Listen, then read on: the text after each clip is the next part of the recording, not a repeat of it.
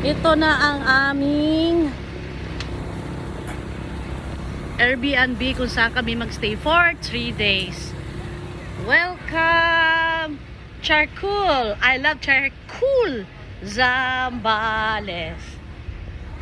Dito guys, parang isang barangay. Isang barangay na puro Airbnb. Oh, magkaiba-ibang may-ari. Ayan guys, oh. Doon daw guys, pag dumiretso daw kami doon, ano na yan, dagat na yan. Ito din guys, oh. Airbnb din siya. Ang pangalan, Para-iya Beach Villa. Itong sa amin, ang pangalan sa amin ay, ano pangalan nito? Wala nga, ulit eh.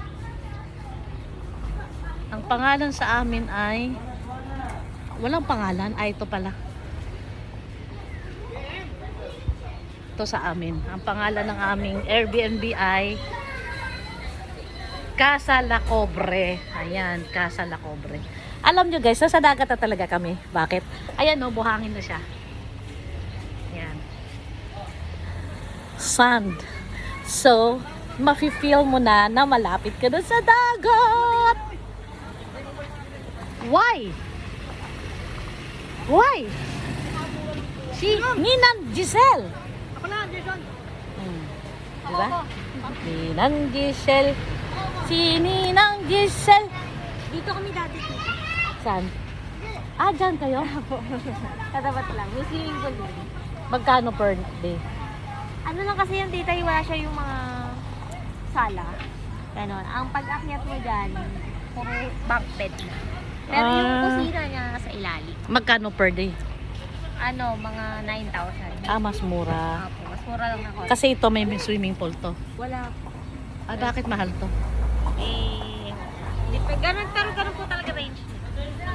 Parang papatak ng kulang 1,000 isa. Pero at least ito solo lang natin. Ano to? Mga kanya-kanyang lupa nila? Apo. Ang galing ano? At marami nga po dyan. Lalo, marami yan dito. Ang haba niya. Doon sa ano. Doon po lalo sa banda doon. Mas mahal na yun kasi malapit na talaga sa Dalampasigan.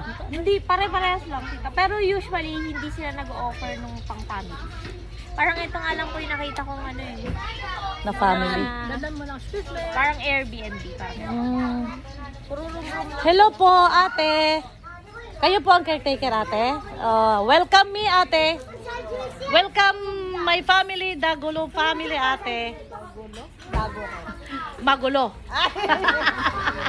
Magsama tayo, ate, for 3 days. Ano pangalan mo, te? Edna. So, si Ate Edna ang makakasama namin sa kaguluhan for 3 days. Oh, ito yung kusina, ate. Galing. This is our kitchen. Guys, mamaya, bibigyan ko kayo ng tour. Hawak ko lang si Butsiki at inaayos lang ang parking ng dalawang kotse kasi dalawang sasakyan kami. Ayun na, nagtakbuhan na. Ayan na.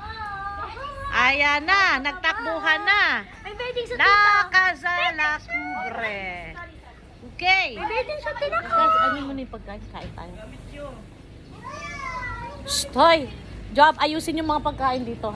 Guys, ang ganda. Kasi nakaseparate yung clean kitchen. Ayan o. Ganda. Tapos yun ang mga kwarto. Ayan. So guys, bye for now.